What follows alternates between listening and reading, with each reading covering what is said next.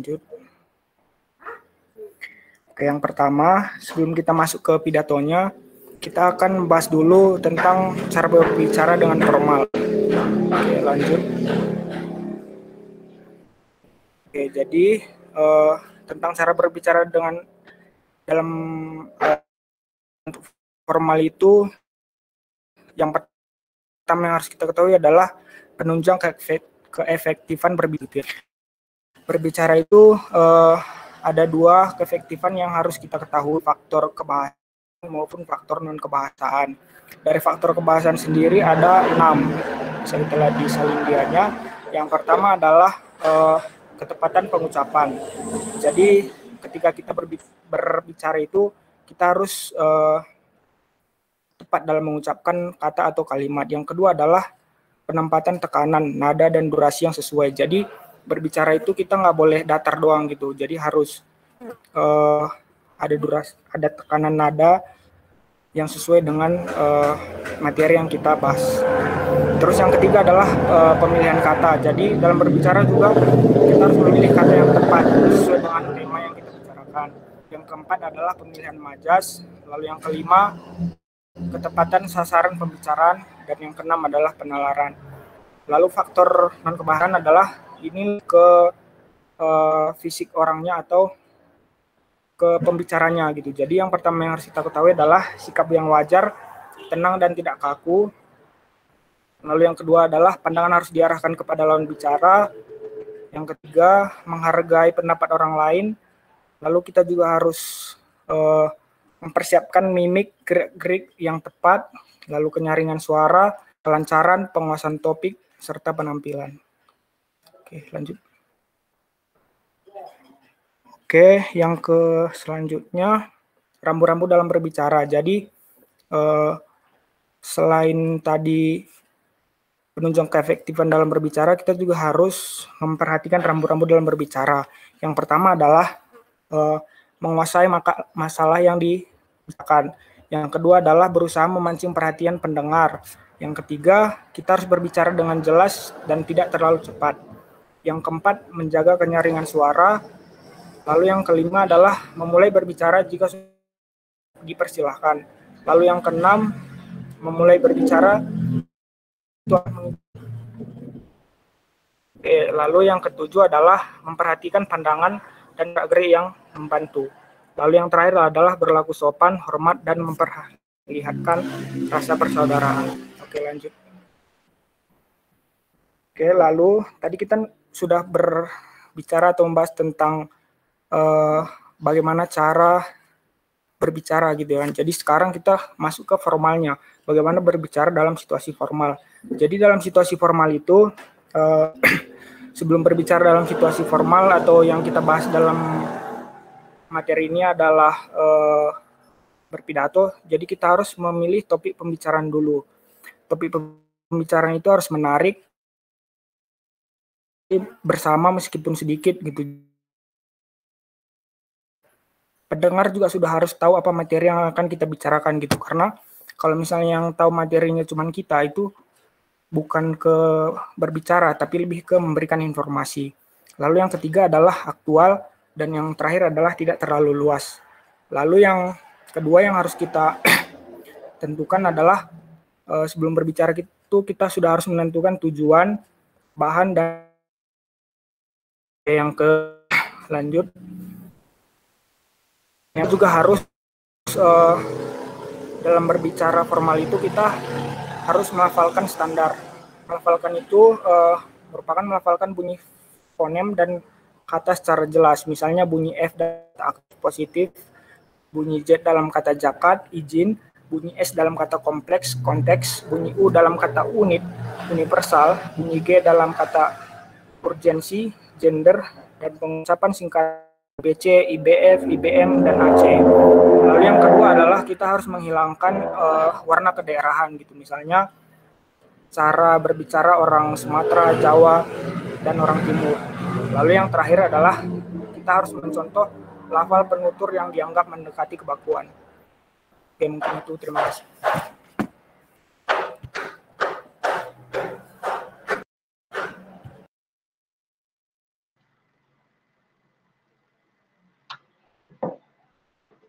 Baik, setelah kita tahu cara berbicara dengan formal, selanjutnya saya akan membahas mengenai hal-hal umum dalam pidato. Selanjutnya,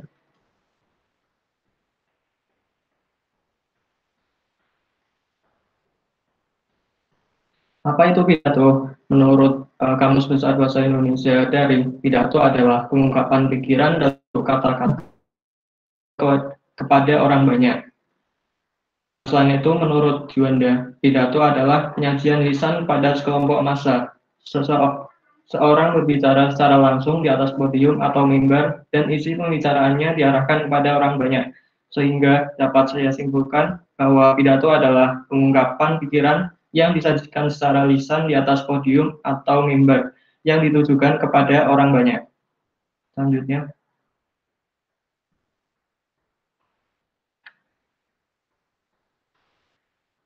ada 5 jenis pidato. Yang pertama yaitu pidato pengarahan. Orang untuk mengarahkan pada suatu pertemuan. Yang kedua ada pidato sambutan. Merupakan pidato yang disampaikan pada suatu acara tertentu. Dan pidato ini biasanya dilakukan di awal acara. Yang ketiga ada pidato peresmian, yaitu pidato untuk meresmikan sesuatu. Pidato peresmian ini biasanya dilakukan oleh orang yang berpengaruh. Nomor 4 ada pidato laporan, yaitu pidato yang isinya melaporkan suatu kegiatan. Pidato ini disampaikan seseorang mengenai laporan suatu kegiatan atau tugas tertentu. Yang terakhir yaitu pidato pertanggungjawaban.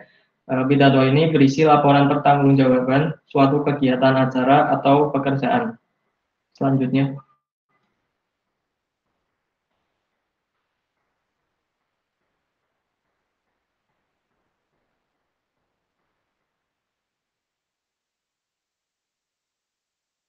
metode dalam berpidato. Ada 3 metode dalam berpidato. Yang pertama menggunakan teks.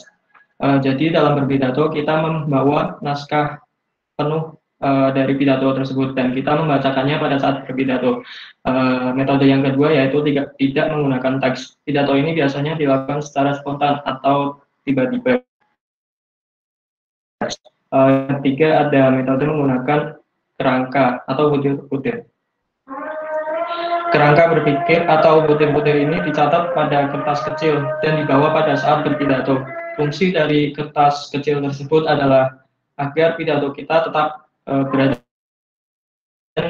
untuk tidak bercabang seperti itu. Selanjutnya,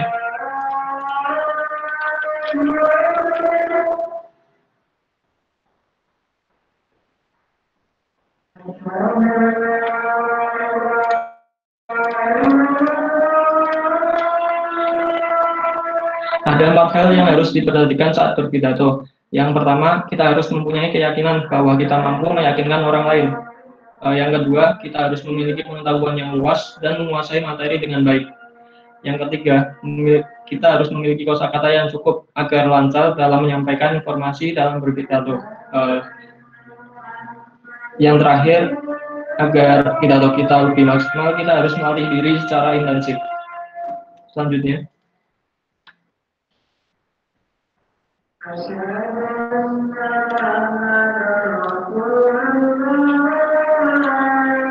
etiket atau tata krama dalam berpidato. Yang pertama, kita harus berpakaian rapi dan bersih dan tidak bergaya pamer. Yang kedua, selingilah pidato yang panjang dengan humor agar penonton tidak jenuh, agar audiens tidak jenuh. Yang ketiga, gunakanlah kata-kata yang sopan, tidak terkesan angkuh, tidak menggunakan kata-kata yang dapat menyinggung perasaan. Yang keempat, sehingga mudah dimengerti oleh audiens. Tidak menyinggung martabat suatu agama atau biasa disebut sara. Etiket yang terakhir yaitu tidak perlu merasa rendah diri meskipun berpidato di hadapan orang-orang terkemuka.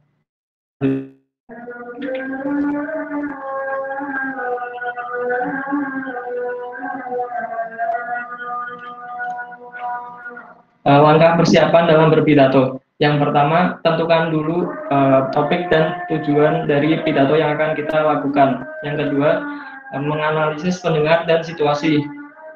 eh, kita harus tahu siapa pendengar dari pidato yang akan kita lakukan dan bagaimana situasinya, apakah formal atau tidak terlalu formal seperti itu.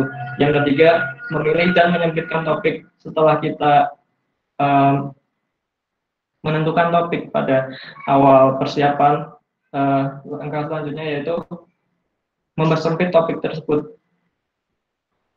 Nomor 4 yaitu mengumpulkan bahan. Bahan bisa kita dapatkan dari berbagai sumber, bisa dari internet, bisa dari buku, atau bisa dari pengembangan kita sendiri.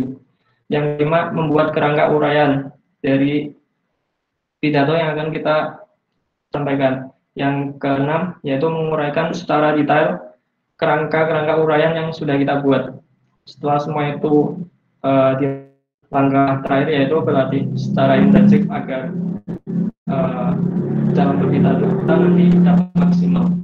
Selanjutnya,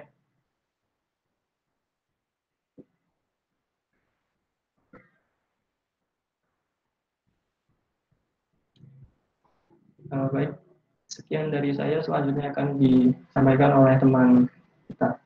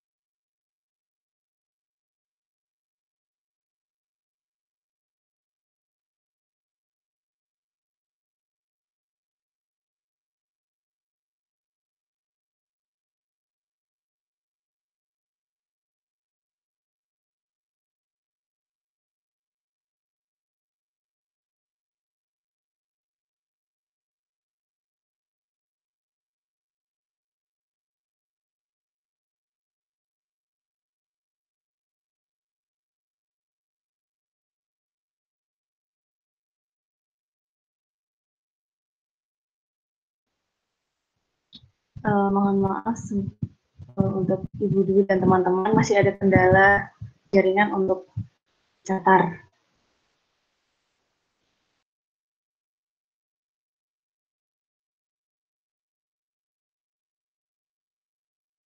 Halo? Ya.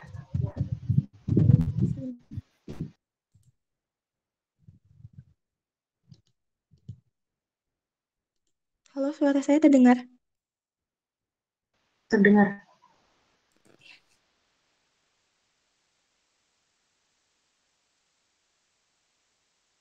Jaringan di rumah saya sedang tidak stabil.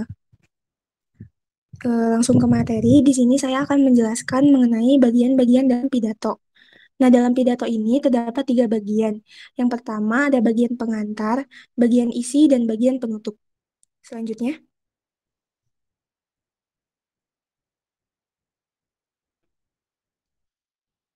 Nah, yang pertama kita akan membahas mengenai bagian pengantar.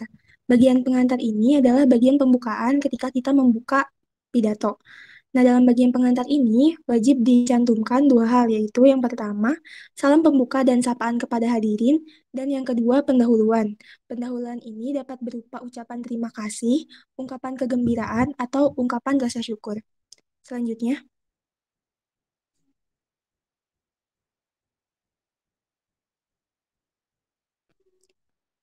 Nah, dalam pembukaan pidato ini sangat diperlukan kita agar sangat diperlukan untuk membangun koneksi yang kuat dengan para pendengar. Maksudnya agar pendengar itu semakin tertarik untuk mendengarkan pidato kita selanjutnya. Nah, oleh karena itu dapat disisipkan beberapa hal berikut. Dari nomor 2 sampai nomor 13 itu bisa dipilih satu atau dua untuk disisipkan dalam pidato kita. Yang pertama untuk ucapan syukur itu pasti sudah wajib disebutkan. Lalu kita juga bisa kan atau menjelaskan mengenai pernyataan yang mengejutkan, mengajukan pertanyaan, mengacu pada hal pribadi, mengacu pada hal yang sudah dikenal, menceritakan pengalaman, menyampaikan ilustrasi cerita, menyampaikan humor atau anekdot, memperkenalkan diri, menyampaikan gambaran umum, menyebutkan fakta pendengar, menyebutkan contoh nyata, ataupun menyampaikan kutipan. Selanjutnya,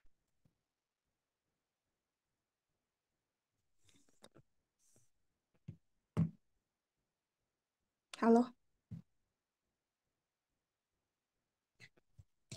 Di salindia berikut, saya akan memberikan contoh mengenai pembukaan pidato yang mengucap syukur. Contohnya yaitu, rasa syukur wajib kita sampaikan kepada Allah Subhanahu wa Ta'ala, Tuhan yang Maha Kuasa, karena kita selalu diberi banyak nikmat, termasuk nikmat sehat walafiat. Dengan nikmat sehat itu, kita untuk kesekian kalinya dan secara bersama-sama dapat memperingati peristiwa yang sangat penting, yaitu Hari Pahlawan. Jadi, sambil kita mengucapkan syukur, di akhir kalimat juga kita menyisipkan hal apa yang akan kita jelaskan dalam pidato kita. Selanjutnya,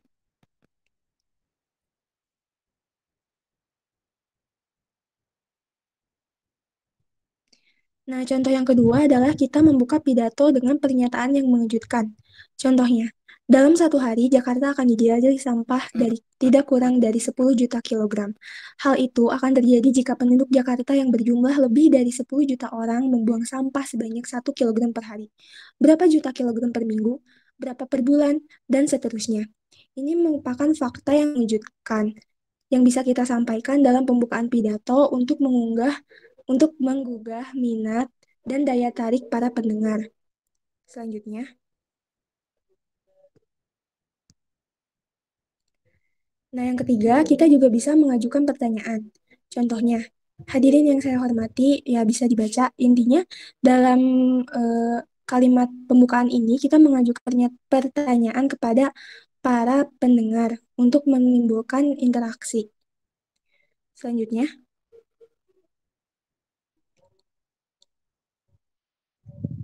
ini sama seperti yang tadi, hanya beda contoh. Selanjutnya,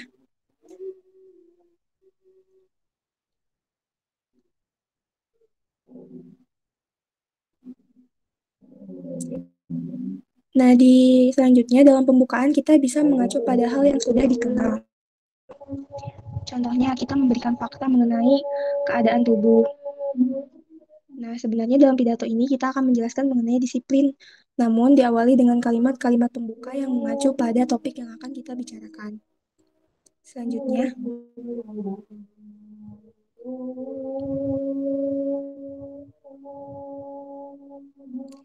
nah contoh yang keenam itu kita bisa menceritakan pengalaman.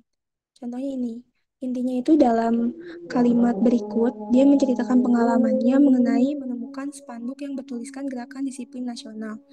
Nah, awal mula dari cerita ini, dari topik ini adalah dia sebenarnya akan menjelaskan mengenai disiplin dalam pidatonya, namun diawali dengan pengalaman yang telah ia alami.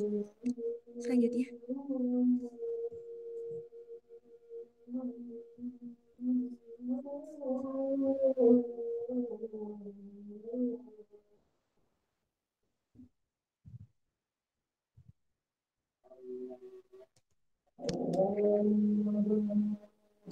Selanjutnya, kita masuk ke bagian isi.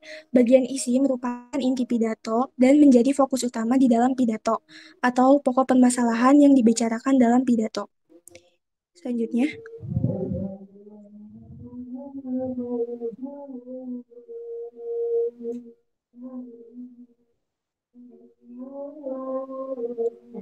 Nah, dalam menjelaskan isi pidato itu tidak selalu kita hanya dengan menerangkan saja, tapi kita juga bisa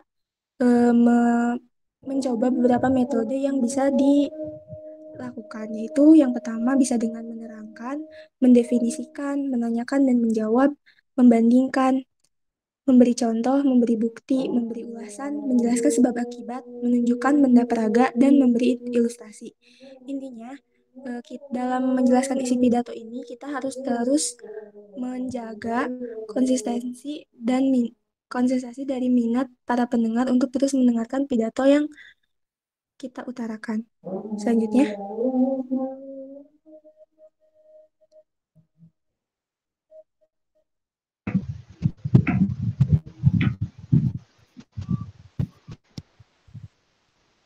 bagian selanjutnya akan dijelaskan oleh teman saya. Baik, saya akan melanjutkan mengenai pembahasan mengenai pidato. Untuk bagian yang terakhir dari pidato adalah bagian penutup.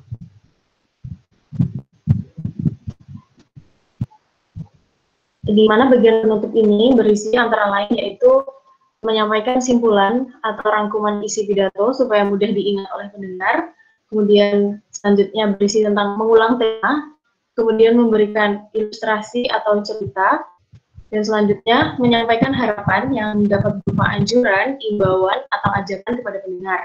Kemudian memberikan gambaran masa depan, dan yang terakhir adalah menyampaikan salam penutup.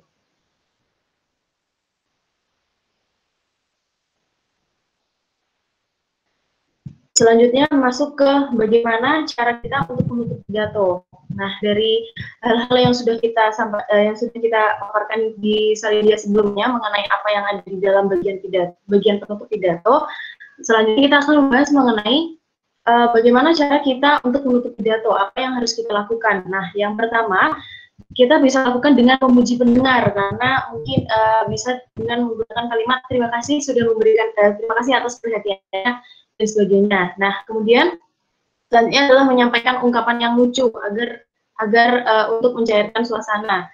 Dan yang ketiga, menyampaikan ungkapan yang terkenal. Nah, ungkapan yang terkenal ini bisa diambil dari beberapa tokoh yang mungkin terkait dengan tema yang sedang kita sampaikan pada pidato tersebut. Nah, kemudian yang keempat itu meminta pendengar untuk bertindak. Maksudnya bertindak di sini, misal tadi di awal kita memberikan beberapa slogan yang berupa gerakan. Nah, itu nanti bisa kita ajak para pendengar untuk melakukan itu kembali agar untuk menghindari rasa bosan dan untuk mencegah mungkin jika ada yang mengantuk. Nah, kemudian menyampaikan pantun. Nah, pantun ini sering sekali digunakan dalam menutup pidato. Selanjutnya menyingkat atau menyimpulkan.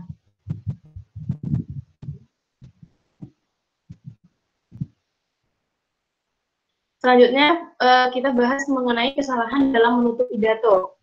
Yang pertama, pembicara tidak tahu kapan harus berhenti, dan yang kedua, pembicara sulit untuk berhenti. Nah, perbedaan antara poin yang nomor 1 dan poin nomor 2 ini adalah untuk poin nomor 1 ini dia itu tidak tahu kapan harus berhenti, apakah pembicaraan ini sudah cukup untuk disampaikan, dan intinya kalau yang nomor 1 itu berkaitan dengan waktu, kapan dia harus berhenti. Tapi kalau untuk yang nomor 2 ini, bicara sulit berhenti ini, dia sulit untuk menemukan kata-kata gimana kalimat untuk mengakhiri sebuah pidato tersebut. Nah, selanjutnya untuk yang nomor 3, pembicara menutup pidato dengan basa-basi.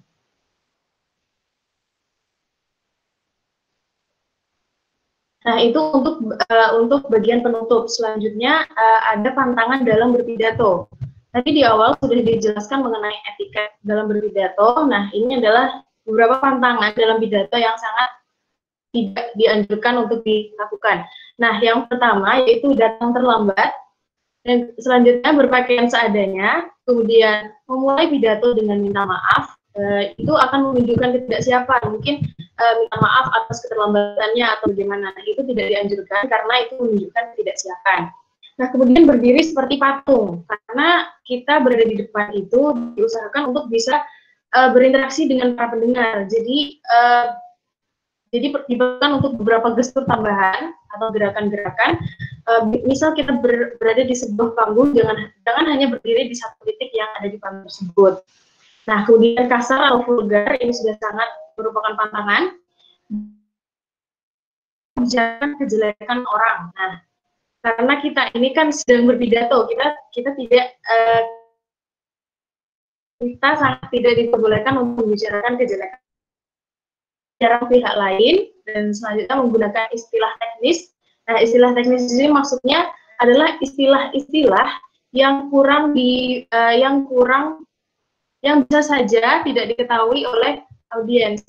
Nah, kita bisa menyesuaikan istilah-istilah yang kita pakai dengan melihat pendengarnya. Apakah kira-kira istilah ini akan mampu untuk dimengerti para pendengar. Kemudian selanjutnya berbicara monoton. Nah, ini terkait dengan intonasi. Nah, kalau kita berbicara monoton saja, intonasinya sama, itu akan akan membuat pendengar bosan. Nah, kemudian selanjutnya terlalu sering tertegun atau melamun. Kemudian emosional. Selanjutnya lupa waktu dan berkepanjangan menutup pidato. Dan yang terakhir adalah langsung meninggalkan pendengar.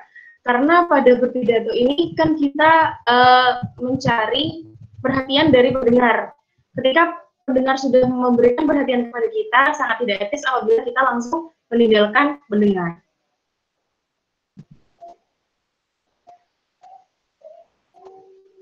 Nah, selanjutnya kita masuk ke tempo, dinamik, dan warna suara. Nah, tempo ini berkaitan dengan cepat lambatnya pengucapan. Dan yang kedua, dinamik, itu adalah keras lunaknya suara, intonasi, atau penekanan. Dan yang ketiga, warna suara yang berkaitan dengan suasana hati, sedih, gembira, atau hikmat. Nah, ini bergantung pada jenis pidato apa yang sedang dibawakan pada saat itu.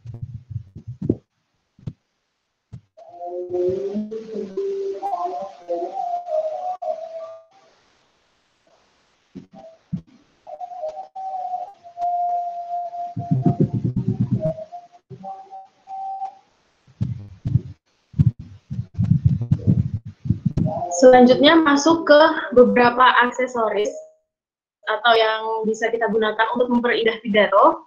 Dan yang pertama itu ada majas, yaitu suatu kiasan atau cara untuk mengungkapkan dan melukiskan sesuatu dengan jalan yang lain atau menggunakan bahasa konotasi. Kita sudah belajar mengenai majas. Nah, berikut beberapa contoh majas yang biasa digunakan dalam sebuah pidato. Yang pertama, semangatnya amat keras laksana batu. Yang kedua, matanya bintang kejora, dan seterusnya. Nah, untuk majas ini bisa disesuaikan dengan penggunaannya.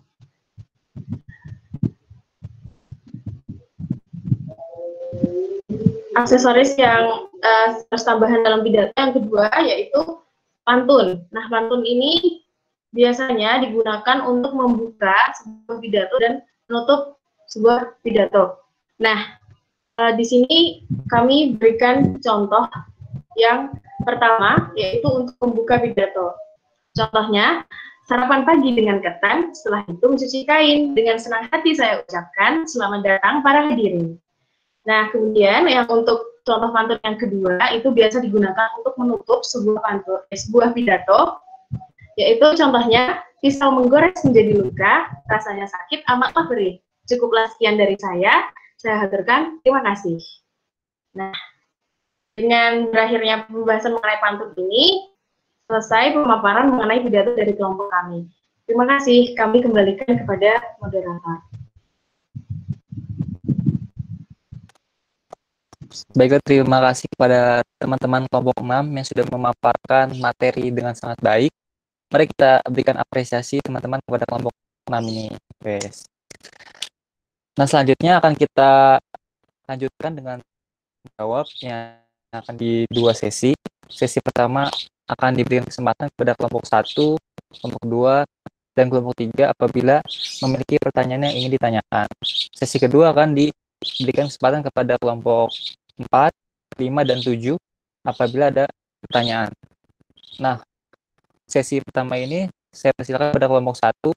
Apakah kelompok 1 punya pertanyaan yang ingin ditanyakan kepada kelompok 6 tentang materi pada hari ini? Ya, ada. Sebelumnya, perkenalkan, saya Karisma Fitriana, perwakilan dari kelompok 1, izin bertanya terkait pidato. Ketika kita berpidato, atau sebenarnya nggak pidato aja sih, ketika ngomong di depan orang juga, seringkali terdengar ucapan ketika orang itu sedang jeda atau sedang berpikir untuk melanjutkan pembicaraannya. Nah, dari kalian apakah ada sebuah cara supaya orang-orang yang berpidato ini tuh menghindari kata-kata gitu supaya pidatonya itu terdengar lebih jelas dan enak didengar oleh pendengarnya. Terutama kalau pidato itu pidato resmi ya. Terima kasih. Baiklah, ke kelompok 6, apakah sudah cukup jelas pertanyaannya? Sudah. Oke, baiklah. Mungkin boleh langsung dilanjut kepada kelompok 2. Gimana kelompok 2? Apakah ada pertanyaan?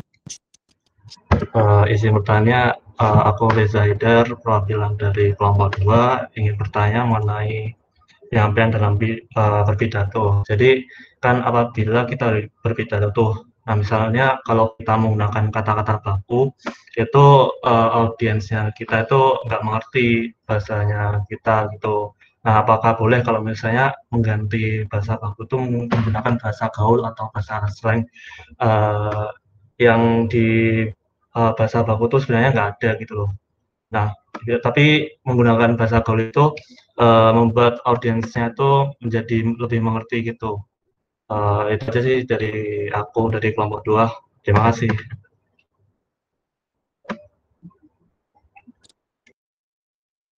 Bagaimana? Sudah cukup jelas kelompok 6 pertanyaannya? Baik. Ya, sudah cukup jelas ya. Baiklah. Satu lagi untuk sesi tanya jawab yang pertama ini, kelompok 3, apakah ada pertanyaan?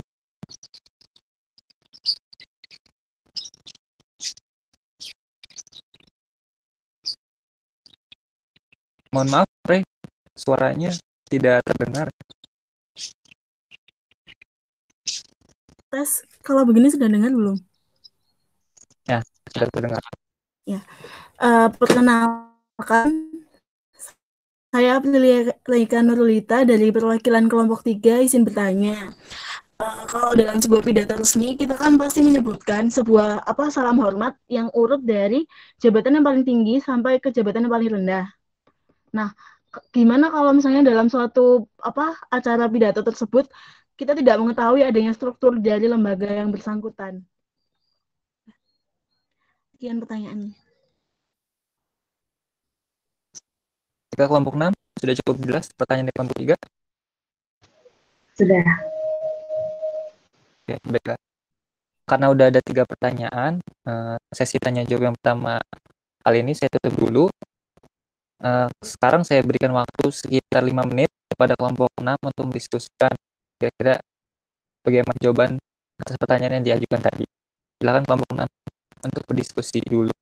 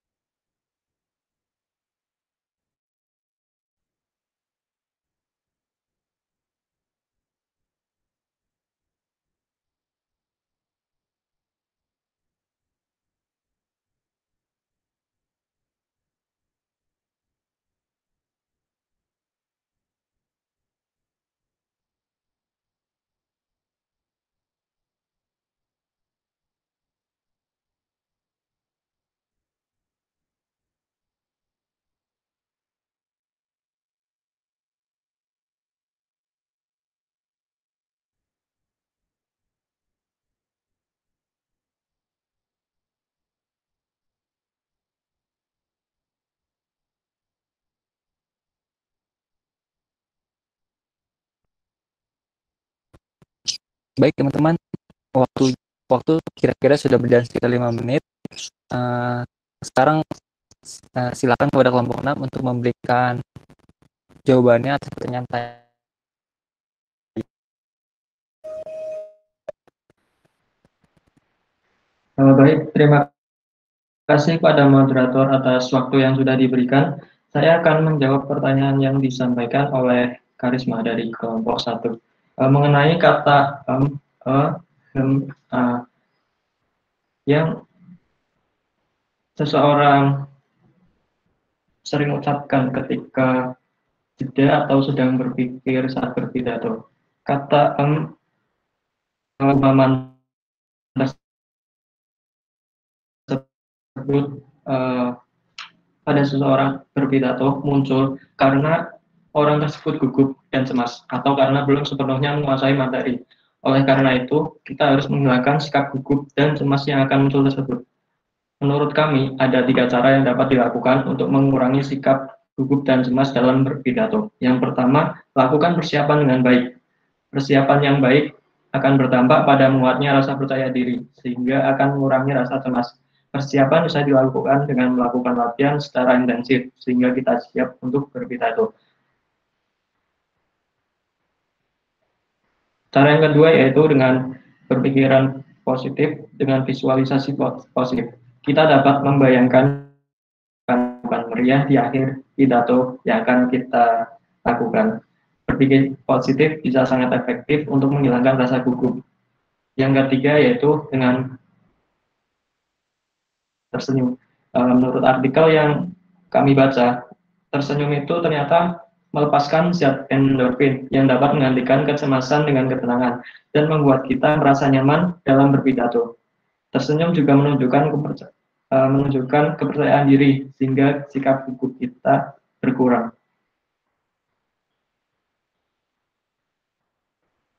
Demikian atas jawaban saya. Apakah dapat diterima atau kurang jelas pada kelompok 1?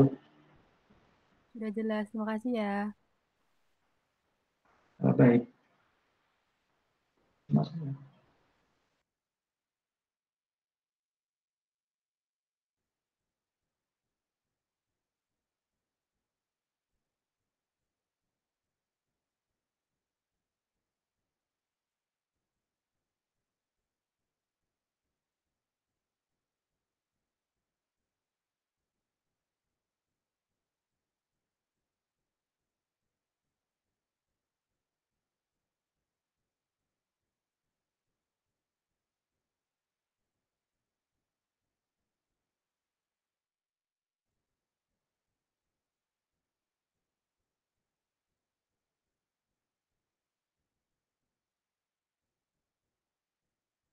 Baik,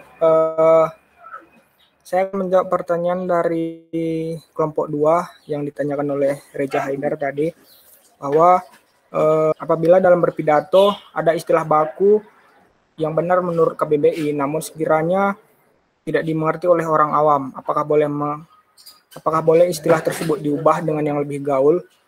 Jadi, sesuai salindia yang sudah kami paparkan barusan, bahwa dalam berpidato kita itu harus mengikuti sesuai etika. Jadi kita tidak boleh mengganti kata baku tersebut dengan kata yang lebih gaul atau yang lebih diketahui oleh kalimat penjelas. Jarang diketahui, contoh yang kami ambil adalah kata pisus yang artinya ketajaman penglihatan. Jadi agar memperjelas kalimat tersebut secara lembab, bisa menambahkan kalimat penjelas, misalnya pisus mata burung itu.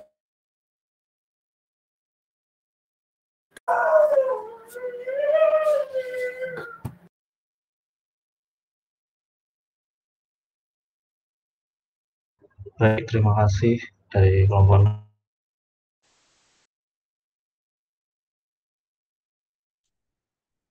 Baik, selanjutnya saya akan menjawab pertanyaan dari kelompok 3. Itu, dalam pidato resmi mengucapkan dari jabatan tertinggi ke terendah. Kita tidak mengetahui struktur jabatan lembaga terkait. Menurut kelompok kami, pidato resmi mengucapkan salam penghormatan merupakan suatu etika yang tidak bisa dilewatkan. Jadi jika kita tidak mencari tahu mengenai informasi tersebut sebelum melakukan penyampaian pidato. Seperti itu. Bagaimana kelompok 3? Benar. Oke.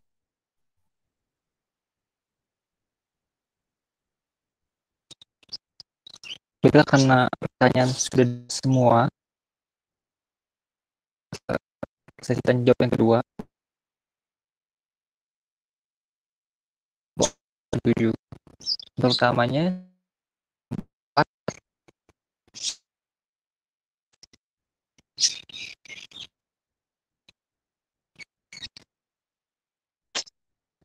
Saya dari kelompok 4 bertanya. Suara saya terdengar? terdengar.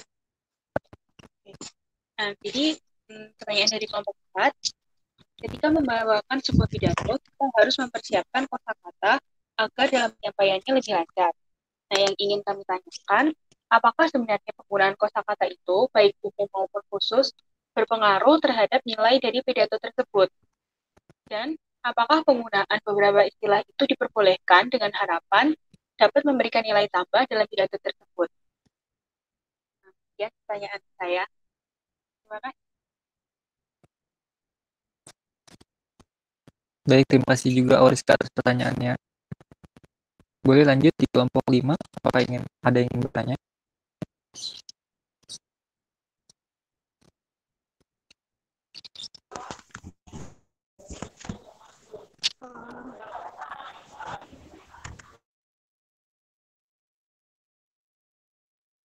Tadi kan disebutkan satu etiket dalam berpidato yaitu menyisipkan humor dalam pidato yang panjang. Nah, tadi di salah satu pantangan dalam berpidato juga disebutkan untuk memaksakan melucu. Nah, bagaimana caranya memilih dan menyampaikan humor itu agar tidak menimbulkan, kan biasanya audiens itu tidak. Terima kasih.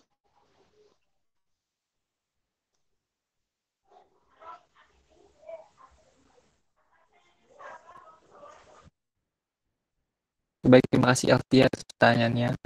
Sekarang yang terakhir untuk kelompok 7, apakah ada yang ingin bertanya? Naufal Ahmad, absen 22, perwakilan dari kelompok 7. Jadi dari sumber yang pernah kelompok kami baca, pidato itu tergolong sebagai komunikasi satu arah. Namun dalam berpidato ada pembicara yang melakukan interaksi dengan pendengar, sehingga memunculkan tanggapan dari pendengar, sehingga terjadi komunikasi dua arah. Nah, pertanyaan dari kelompok kami itu adalah, sebenarnya pidato itu termasuk komunikasi satu arah atau komunikasi dua arah? Terima kasih.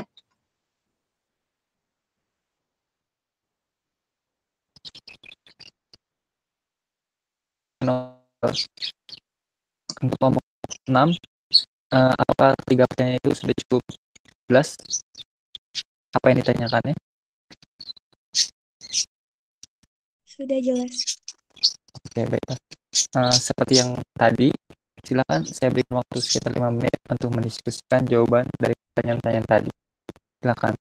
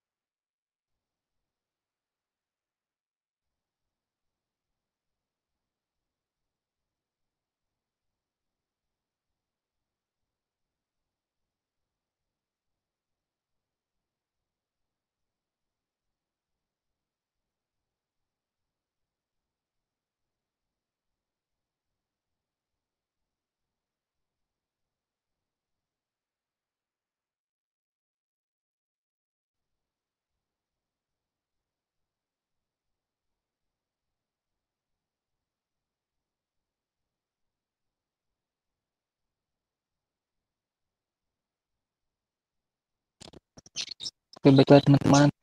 Karena waktu sekiranya sudah sekitar 5 menit, silakan untuk komponen untuk menjawab pertanyaan dari kelompok 4, 5, dan 7 tadi. Silakan. Baik, terima kasih moderator. Izin menjawab mengenai pertanyaan yang diajukan oleh kelompok 4. Pertanyaan kelompok 4 yaitu mengenai penggunaan kosakata, entah itu kosakata umum ataupun khusus, apakah berpengaruh dalam penilaian terhadap pidato, dan apakah penggunaan istilah tersebut diperbolehkan dengan harapan dapat memberikan ditambah dalam pidato. Menurut kelompok kami, penggunaan kosakata tersebut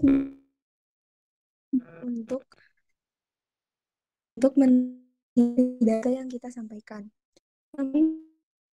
Dalam kata atau istilah ini diperbolehkan asalkan jadi jika istilah akan penjelas maksud dari istilah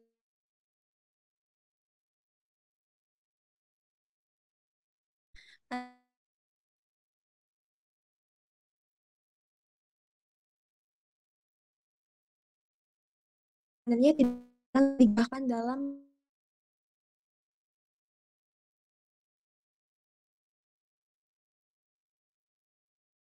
apa menggunakan kosakata atau istilah.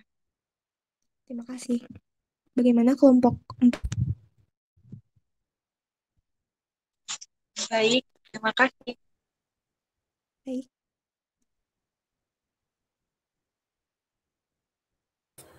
Baik, saya akan melanjutkan untuk menjawab pertanyaan kelompok 5.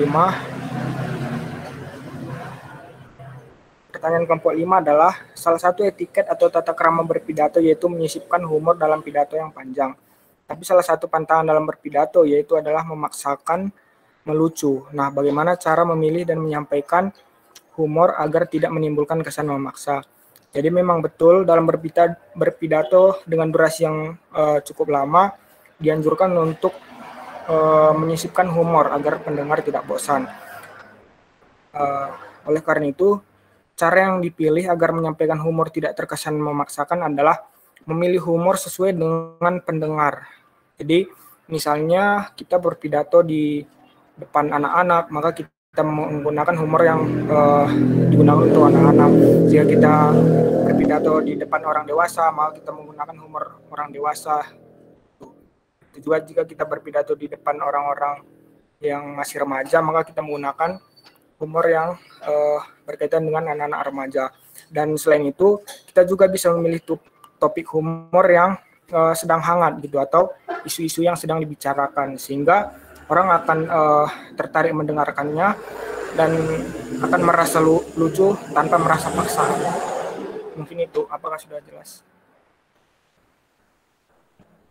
Sudah, terima kasih. Oke, terima kasih.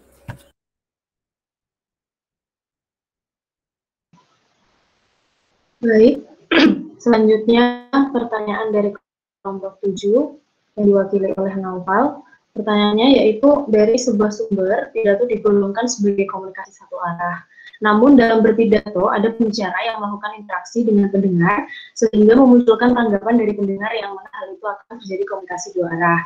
Jadi sebenarnya pidato itu komunikasi satu arah atau dua arah.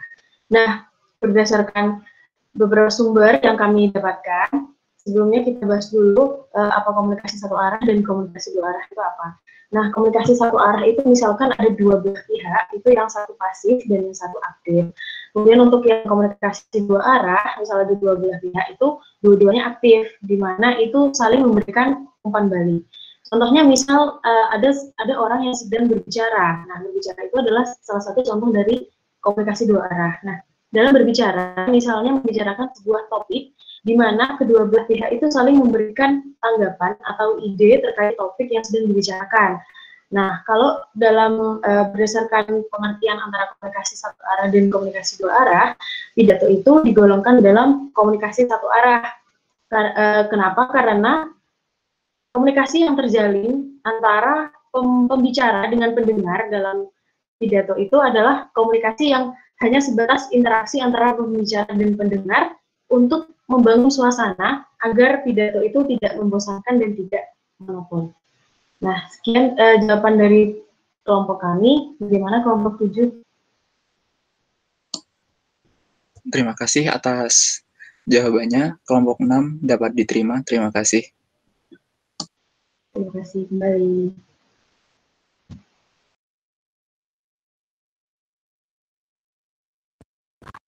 Baiklah, karena sesi tanya jawab sudah berakhir, waktu yang ke Bu Dwi untuk memberikan penjelasannya terhadap materi kita pada hari ini. Pada Ibu Dwi, saya persilakan.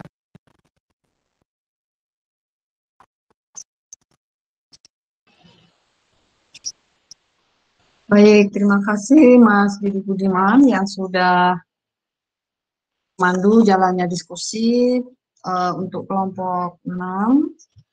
Terima kasih juga kepada kelompok 6 yang sudah mempresentasikan materi pidato. Ya. Sebelum saya menyampaikan ulasan secara umum, saya sampaikan terlebih dahulu bahwa materi pidato ini sebenarnya materi yang sangat menarik ya, karena di sini ada praktiknya untuk berbahasa lisan. Jadi tujuan dari perkuliahan atau diberikannya mata kuliah bahasa Indonesia untuk perguruan tinggi itu adalah agar mahasiswa terampil berbahasa Indonesia baik secara tertulis maupun secara lisan. Nah, di samping sesi pidato ini atau materi pidato ini, karena dalam materi pidato itu di situ praktis diungkapkan bagaimana kita berbicara secara lisan, kan? Tapi sebenarnya diskusi yang sudah kita lakukan mulai dari kelompok 1 sampai dengan kelompok 6 dan besok terakhir kelompok 7 itu adalah forum untuk juga berlatih berbicara lisan, ya. Jadi di sini tidak serta-merta Anda hanya menyampaikan materi saja, tapi sebenarnya ada hal lain yang ingin saya dapatkan, yaitu terkait keterampilan berbahasa lisan dari para mahasiswa.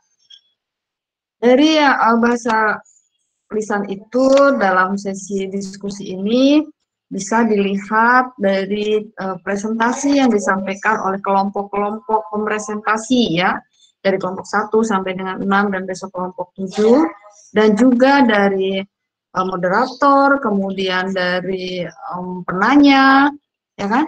Di situ semua merupakan bentuk dari keterampilan berbicara atau keterampilan berbahasa lisan. Nah, oleh karena itu, bagi yang belum pernah bertanya, sebaiknya oleh kelompok 1 sampai dengan kelompok 6 besok itu, karena kelompok 7 yang maju, maka yang belum pernah mengajukan pertanyaan berarti belum pernah berbahasa lisan dalam sesi perkuliahan ini. Oleh sebab itu, saya sarankan untuk diberikan kesempatan, diberi kesempatan kepada teman-teman yang belum pernah bertanya itu mengajukan pertanyaan, meskipun materi pertanyaan itu atas nama kelompok atau dari kelompok yang bersangkutan. Itu yang pertama. Kemudian selanjutnya, karena memang materi ini adalah materi pidato, ya, tadi secara umum sudah bagus presentasinya kan, tetapi yang masih selalu terjadi itu adalah ketika pada sesi pembacaan contoh naskah pidato, ya. Pada sesi pembacaan contoh naskah pidato itu masih terkesan membaca, ya, masih terkesan membaca. Sebaiknya ketika membacakan contoh bahwa itu naskah atau contoh itu pidato, maka sebaiknya dibacakannya pun atau disampaikannya pun dalam bentuk seperti orang yang berpidato. Begitu, jadi tidak flat, tidak seperti kita mendengarkan orang membaca, tapi peserta yang lain sedang mendengarkan orang yang sedang berpidato, kan begitu. Ya, nanti bisa kita coba satu per satu. Kemudian tadi ada beberapa pertanyaan yang muncul juga dan bisa sudah dijawab oleh kelompok 6, misalnya terkait istilah khusus, ya kan? Dalam istilah khusus itu memang bisa digunakan sebatas, ya kan? Sebatas belum ada padanannya dalam bahasa Indonesia. Baik istilah khusus itu berasal dari bahasa daerah maupun bahasa asing. Karena tujuannya adalah untuk memberikan informasi selengkap mungkin, ya kan? Memberikan informasi selengkap mungkin, sejelas-jelasnya. Ya, ketika kita merasa audiens atau pendengar kita itu masih bertanya-tanya, maka istilah itu tidak masalah. Ya. Akan tetapi penggunaan istilah asing yang terlalu banyak itu juga tidak baik juga. Jadi harus proporsional dan memang kuncinya ketika belum ada padanan istilahnya dalam bahasa Indonesia baru bisa digunakan istilah-istilah. Rambu-rambu berikutnya yang perlu kita pahami ketika kita ada dalam konteks atau kita ada dalam ranah Indonesia, ya, yang kaya dengan budaya, agama, kemudian bahasa. Nah, itu yang harus kita pahami. Jangan sampai ketika kita berpidato itu ada menyinggung, ya, menyinggung agama tertentu, menyinggung adat tertentu, budaya tertentu. Nah, itu yang harus kita waspadai atau kita perhatikan betul. Misalnya, ada juga yang tadi di dalam pantangan dalam berpidato itu kan ada juga yang tidak menjelek-jelekan. Nah, ini ada kecenderungan misalnya ketika dalam debat, ya, dalam debat, tapi kita bisa membedakan mana debat, mana pidato. Ya, tadi ada yang bertanya pidato satu arah atau pidato dua arah. Kalau secara umum pidato itu sebenarnya satu arah, tetapi jika yang orang yang berpidato itu membuka misalnya kesempatan jika ada yang bertanya, ada kemungkinan menjadi dua arah. Tapi pada prinsipnya pidato itu satu arah, ya. Kemudian ada pidato yang menggunakan teks dan ada pidato yang tidak menggunakan teks, ya. Ceramah-ceramah biasa itu tidak menggunakan teks. Kalau pidato yang menggunakan teks itu misalnya pidato kenegaraan, ya kan, seorang presiden pidato pada acara menjelang 17 Agustus, menjelang pidato dalam sidang DPR MPR. Nah, itu menggunakan teks. Tujuannya apa? Ya memang benar tujuannya adalah untuk menjaga originalitas, ya. Karena itu akan menjadi dokumen. Nah, dokumen negara, ya kan, naskah pidato presiden itu adalah dokumen resmi negara. Kemudian pidato pada upacara bendera yang diberikan atau yang disampaikan oleh inspektur upacara itu juga pidato menggunakan teks. Tapi kalau pidato yang tidak menggunakan teks itu misalnya ceramah-ceramah umum, ya, ceramah-ceramah agama, orasi ilmiah atau pidato ilmiah itu juga menggunakan teks. Nah, yang tidak menggunakan teks itu ceramah agama ya, ceramah agama. Nah, dalam ceramah agama, nah hal-hal apa yang perlu disiapkan ketika tidak menggunakan teks ya? Otomatis tadi kalau tidak salah, kalau tidak tahu struktur organisasi atau apa. Nah, ketika kita tidak mengetahui itu, maka paling tidak kita ada panitia di situ ya. Jadi kita harus tahu kalau ceramah itu secara umum garis besar kita mencatat poin-poinnya. Misalnya ceramah tentang narkoba, audiensnya siapa? Audiensnya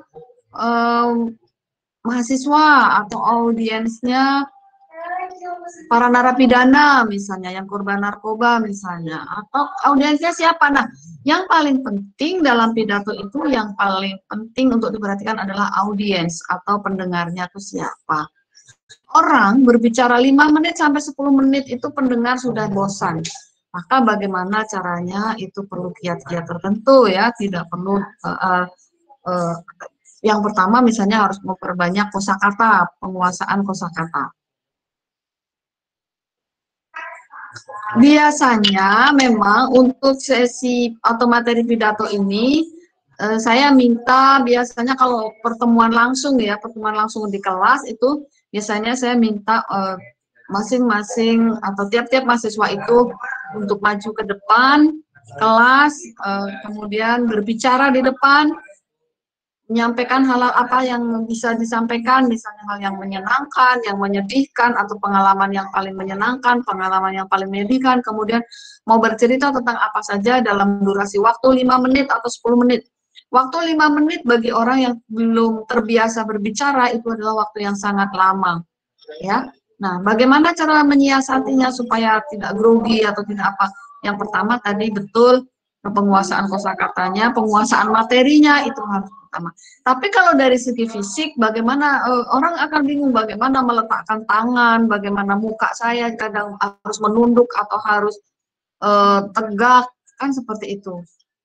Tidak semua orang itu mempunyai mental yang cukup kuat untuk berbicara di depan umum.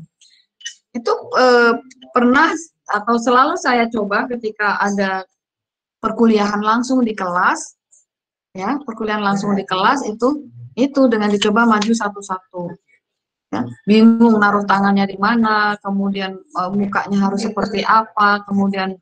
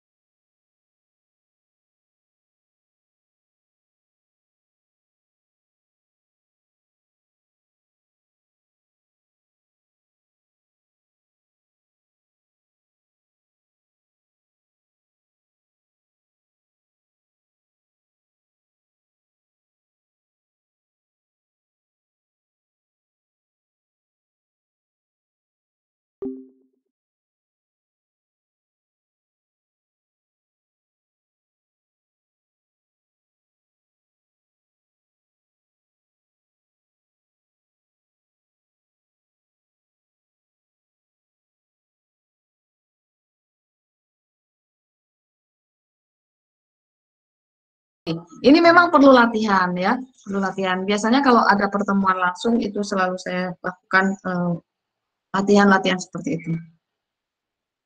Nah, kemudian selanjutnya silakan dibuka salin dia bagian contoh-contoh.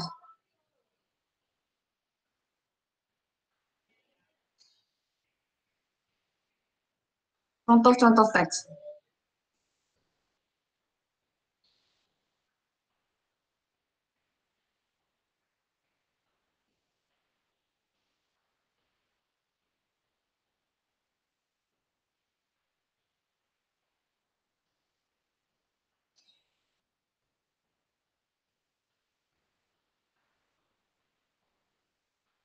Nah, ini contoh yang pertama.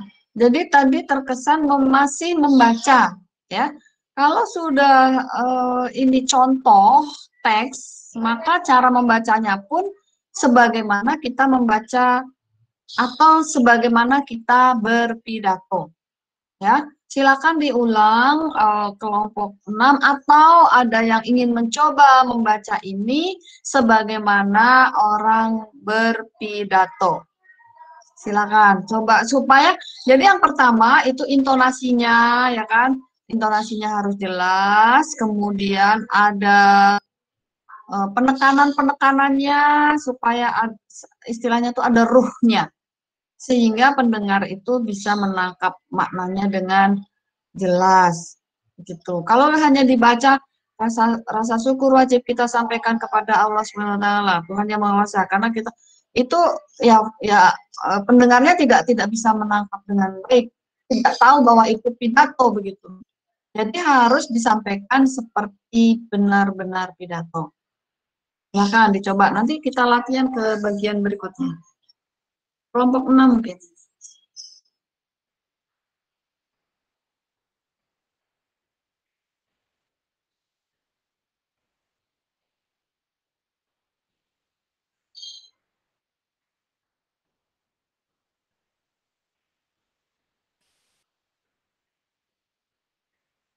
Silakan kelompok 6 membacanya. Satu-satu nggak apa-apa, 4 orang itu giliran satu-satu.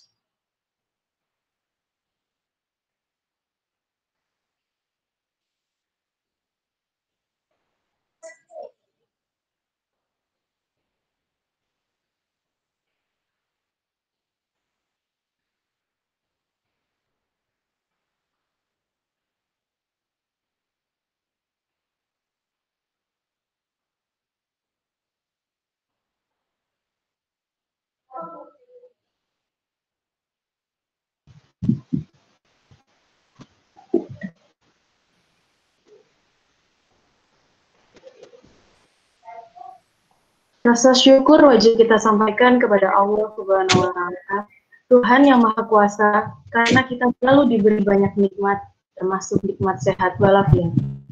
Dengan nikmat sehat itu, kita untuk kesekian kalinya dan secara bersama-sama dapat memperingati peristiwa yang sangat penting, yakni Hari Pahlawan. Yo, yang lain. Jadi diberi tekanan, diberi intonasi, diberi ekspresi ya, supaya pendengarnya juga ada emosi ya, jadi ada ikatan emosi dengan pendengarnya seperti itu. Tadi sudah ada intonasinya dibandingkan dengan yang ketika presentasi.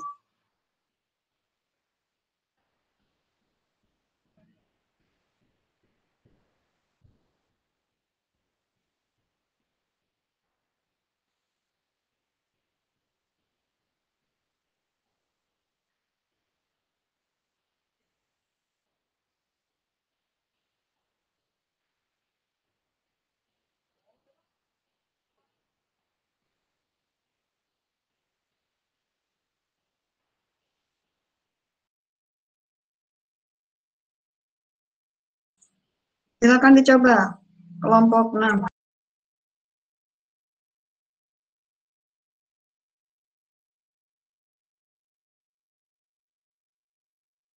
Cek. Oke, dalam satu hari, Jakarta akan dijela sampah tidak kurang dari 10 juta kilogram. Hal itu akan terjadi jika penduduk Jakarta yang berjumlah lebih dari 10 juta orang membuang sampah sebanyak 1 kilogram per hari. Berapa juta kilogram per minggu, berapa per bulan, dan seterusnya.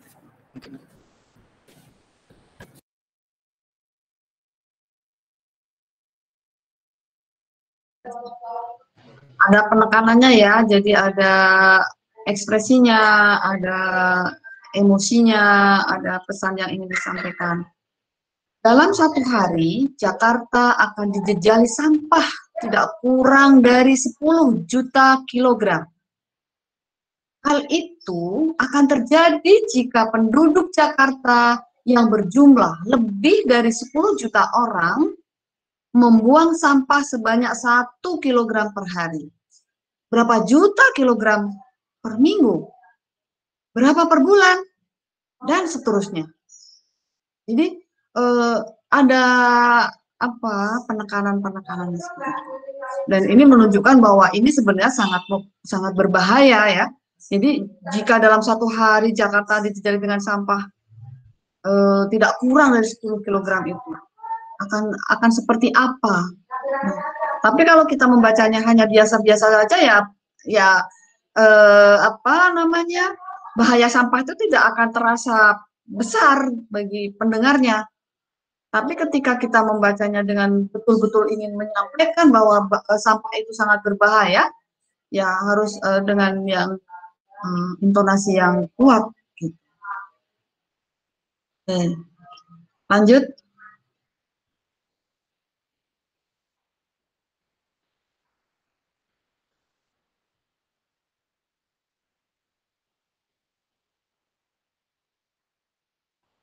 Silakan yang lain.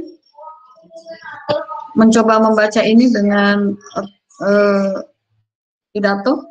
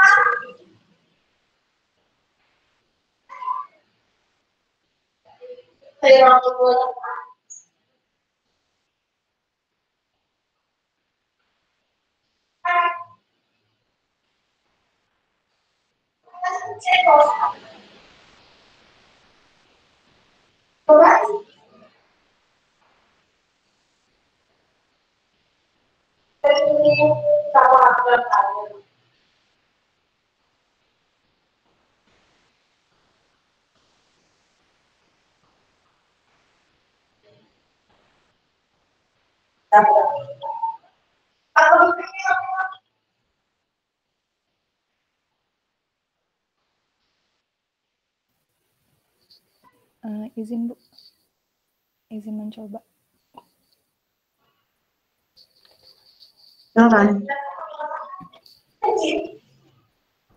Hadirin yang saya hormati, apa yang terjadi jika di dalam satu hari penduduk Jakarta membuang 0,5 kilogram sampah sisa keperluan hidupnya? Apa yang terjadi jika penduduk Jakarta yang 10 juta ini membuang sampah secara sembarangan? Apa yang terjadi jika penduduk membuang sampah secara sembarangan dalam 1 minggu? Soal menjaga lingkungan, kebersihan, dan disiplin akan menjadi pokok pembicaraan kita pada kesempatan ini. Baik. Ya, terlihat ya intonasinya ya, penekanannya juga terlihat. Nah, tadi disampaikan juga, silakan dibuka salin dia berikutnya. Disampaikan juga rambu-rambu ketika kita berpidato itu usahakan, misalnya pidato secara umum ya, pidato secara umum itu usahakan kita tidak terlihat kita itu dari apa namanya berbahasa ibu apa. Misalnya, oh dia dari Jawa kelihatan mendoknya, oh dia dari Minang, oh dia dari Sunda. Nah, hal-hal seperti itu sebagai seorang orator atau yang ahli pidato yang sifatnya nasional itu diusahakan untuk menghindari hal-hal yang tadi misalnya dicontohkan di sana, misalnya ada pengucapan aktif dengan aktif misalnya, atau ejaannya harus akan terpengaruh pada dialek dan dialek orang tersebut, ya kan? Oh ya, dia pasti orang ini. Seperti kita tuh kalau tidak mendengar atau kita mendengar orang berbicara, kadang-kadang tanpa melihat orangnya kita sudah bisa menebak. Misalnya orang Bali itu tidak bisa mengucapkan T, secara jelas dia mengucapkannya T misalnya. Atau orang Sunda itu tidak bisa melafalkan F ya, dia akan melafalkannya P misalnya. orang Jawa itu apa namanya D itu dengan deh gitu. Jadi hal semacam itu sebenarnya dikurangi ya, dikurangi. Maka hal lain ini seorang pembawa acara presenter di televisi itu tes pertamanya itu adalah jika dia sudah bisa menghilangkan warna kedaerahannya itu adalah poin. Tapi kalau seseorang itu masih ketika dites masih terlihat warna bahasa ibunya itu biasanya itu diciriin ya atau ditengarai begitu. Kecuali mungkin kalau untuk TV-TV daerah itu masih tidak masalah. Tapi kalau udah TV nasional itu usahakan latar belakang bahasa ibu itu tidak tampak. Jadi yang tampak itu adalah bahasa nasionalnya seperti itu. Logatnya pun juga karena dari Minang maka ketika membawa berita menggunakan logat Minang. Nah, itu yang harus dihindari ya. Kalau yang dari Sunda misalnya menggunakan logat Sunda. Nah, itu seorang presenter siaran langsungnya di daerah Jawa Barat, tapi ketika itu skupnya nasional juga tetap menggunakan bahasa ejaan standar ya, ejaan standar nasional. Misalnya orang Sumatera itu susah mengucapkan sementara misalnya atau lafal itu akan susah. Tapi ketika sudah masuk forum bahasa yang skupnya nasional, maka mau tidak mau dia harus melafalkan dengan seperti itu. Ya. Nah, satu lagi bukan yang ini yang bawahnya coba.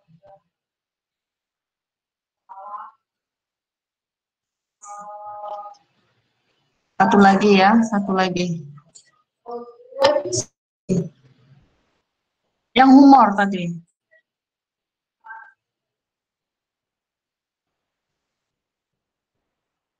Yang humor.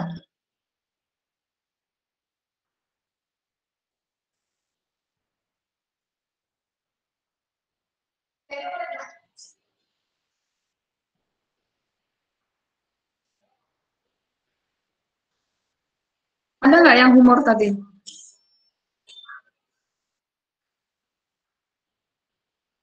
Bagian isi kalau misalnya.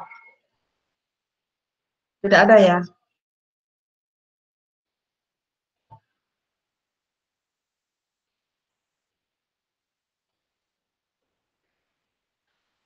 Sudah tidak ada lagi contohnya?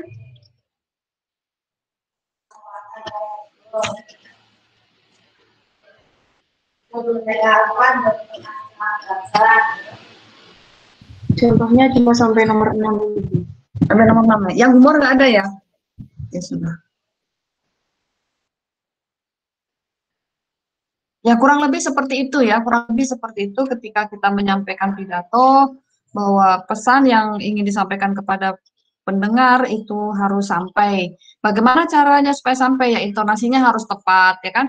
Intonasinya harus cepat, penjedaan, pemenggalannya di dalam kalimat itu juga harus tepat. Kemudian ekspresinya meskipun mungkin yang mendengar itu tidak bisa melihat wajahnya langsung, tapi ekspresi batinnya itu ruhnya ya itu harus tertangkap sehingga orang yang mendengarkan itu bisa